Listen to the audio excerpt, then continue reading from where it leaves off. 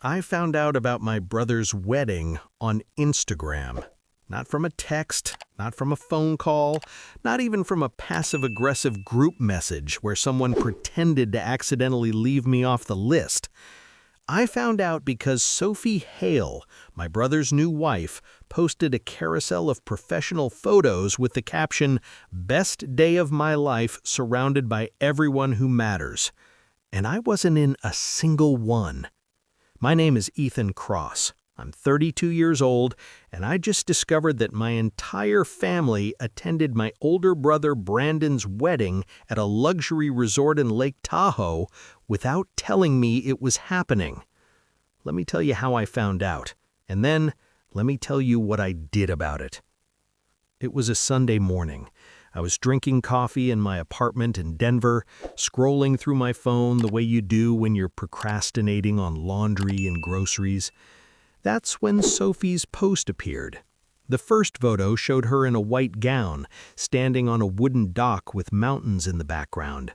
Brandon was beside her in a navy suit, holding her hand and smiling like he'd won the lottery. I kept swiping. Photo 2, my father, Richard Cross, giving a speech, champagne glass raised, people laughing. Photo 3, my mother, Elaine Cross, crying happy tears while adjusting Sophie's veil. Photo 4, the entire family, cousins I hadn't seen in years, my aunt and uncle, even my grandmother, who I didn't think could travel anymore. Everyone, except me. I stared at my phone for a full minute, waiting for it to make sense. Had I missed something? Forgotten a conversation? Been so busy I'd somehow overlooked a wedding invitation? I checked my email, my texts, my voicemail. Nothing. No save the date, no invitation, no, "Hey, we're getting married in 2 months, hope you can make it." Just nothing. I looked at the date on Sophie's post. Yesterday. The wedding had been yesterday, and I'd spent yesterday watching a movie alone in my apartment, completely unaware that my family was celebrating one of the biggest events in Brandon's life without me. I sat there for a long time, trying to figure out how to feel. Hurt? Definitely. Confused? Absolutely. Angry? Not yet, but it was coming. I called my mother first. She didn't answer. I called my father, straight to voicemail. I texted Brandon, no response. And then, 3 hours later, my father finally called me back. His voice was casual, too casual. He asked how I was doing, how work was going, made small talk like nothing was wrong. I didn't let him get away with it. I told him I saw the wedding photos, that I knew Brandon got married, that I was trying to understand why nobody told me. There was a pause, a long one, and then he said something I'll never forget. He told me he thought I knew, that Brandon had mentioned it in passing months ago, that it wasn't his responsibility to make sure I stayed in the loop.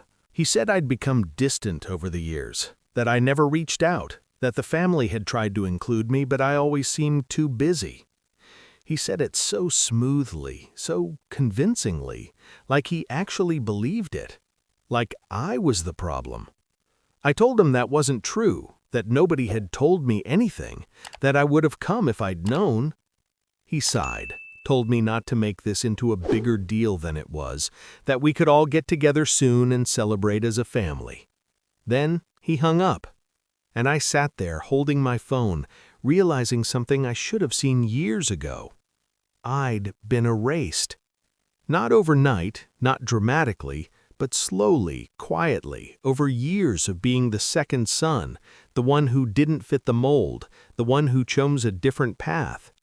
Brandon was the golden child, the successful one, the one who went into finance, made 6 figures, bought a house in the suburbs, and did everything our parents expected. I was the disappointment, the one who became a graphic designer, who rented an apartment, who didn't attend every family dinner or play along with the performances. And somewhere along the way, they'd decided I didn't matter enough to include. Over the next few days, I started piecing things together. I went back through old family group chats, noticed how often my messages went unanswered, how conversations would continue around me like I wasn't there. I looked at past holidays, realized I'd been seated at the kids' table long after my cousins had graduated to the adult side. I remembered birthdays where Brandon got elaborate celebrations and I got a text message. I remembered graduations, promotions, achievements that nobody seemed to care about unless they came from Brandon. It had always been this way. I just hadn't wanted to see it. But now I couldn't unsee it. And the more I thought about the wedding, the more details didn't add up. Brandon worked in finance, sure, but he wasn't making enough money to afford a wedding at a luxury Lake Tahoe resort. Those places cost $50, $60, maybe $100,000 depending on the guest list. Sophie worked in marketing, good salary, but not that good. So where did the money come from?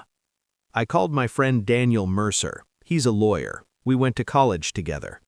He's helped me with contracts and lease agreements over the years. I told him what happened, told him about the wedding, about being excluded, about the expensive venue. And then I asked him a question I'd been avoiding for years. I asked if he could look into our family trust. See, when my grandfather died 10 years ago, he left behind property, a piece of land in Montana, 40 acres with a small cabin. It wasn't worth a fortune, but it was valuable. The trust was supposed to be split between Brandon and I when we turned 30. I'd turned 30 2 years ago. Brandon had turned 33 last year. But I'd never seen any paperwork, never received any distribution, never even been asked to sign anything.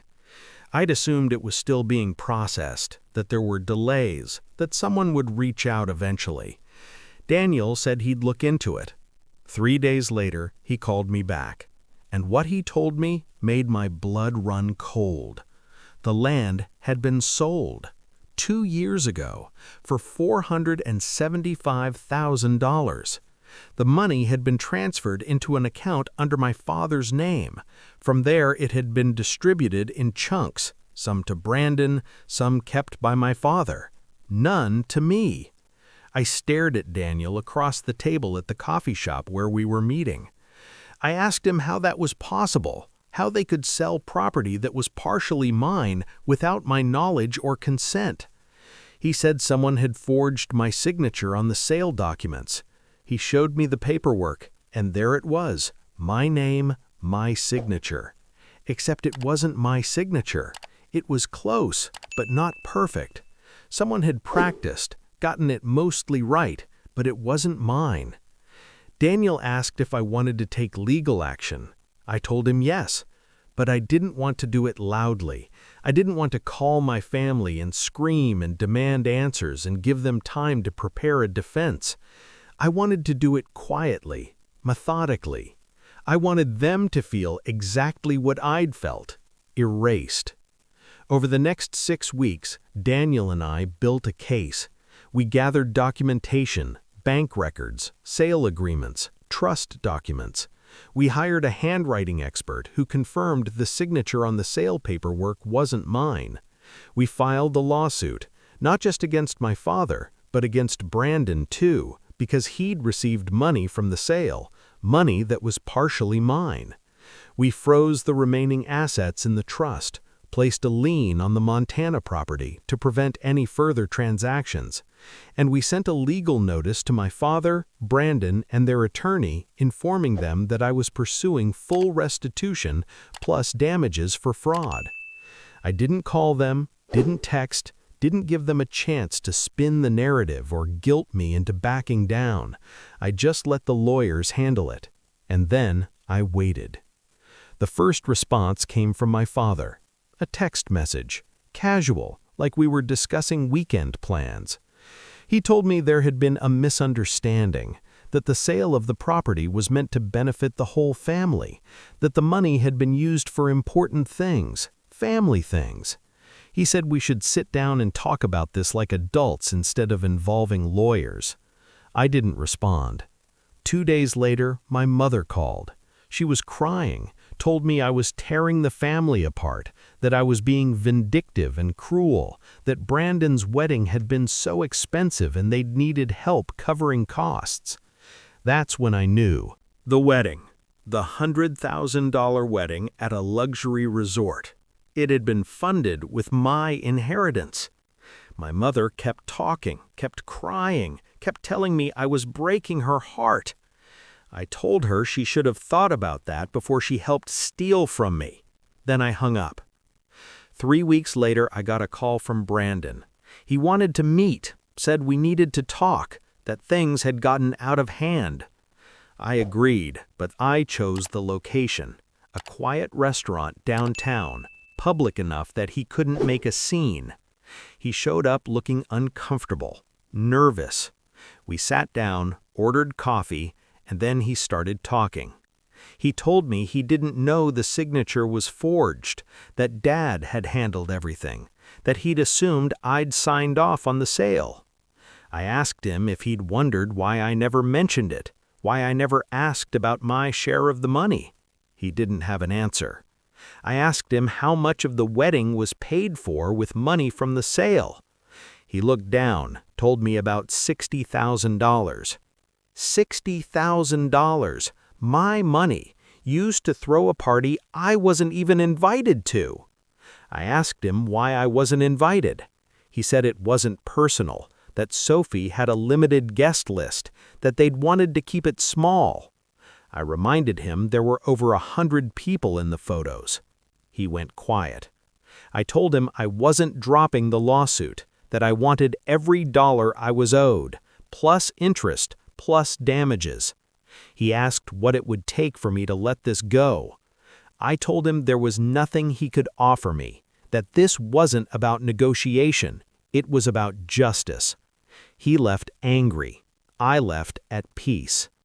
The case took 4 months to settle. My father's lawyer tried to argue that the sale had been a family decision, that I'd been consulted verbally and had agreed.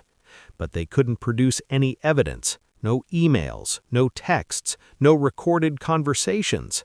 Meanwhile, we had a forged signature, bank records showing I'd never received a cent, and a clear paper trail of where the money went. The judge ruled in my favor. I was awarded my full share of the sale, $237,000, plus interest, plus $20,000 in legal fees. My father was ordered to pay it within 90 days. Brandon was required to return the $60,000 he'd used for the wedding, and the trust was restructured to prevent any future tampering. I got a check 6 weeks later, $257,000. I stared at it for a long time. It wasn't about the money, not really. It was about being seen, being valued, being treated like I mattered. For 32 years, I'd been the invisible son, the one who didn't fit, the one who could be excluded, overlooked, erased. But now they knew. I wasn't invisible. I was just quiet. And quiet doesn't mean powerless. I haven't spoken to my family since the settlement. My father sent one final text, told me I'd destroyed the family, that I'd chosen money over relationships. I didn't respond, because he was wrong. I didn't choose money over relationships. I chose myself over people who never chose me. And that's not the same thing. Brandon tried to reach out once through a mutual friend, said he wanted to apologize, to make things right. But I'm not interested in apologies that only come after consequences. Sophie posted a photo a few months ago, she and Brandon in front of a new house, smaller than I expected, probably all they could afford after paying me back. The caption said something about new beginnings. I didn't like it, didn't comment, just kept scrolling, because my new beginning didn't include them. It included me, my work, my friends, my life, a life where I'm not waiting for people to remember I exist.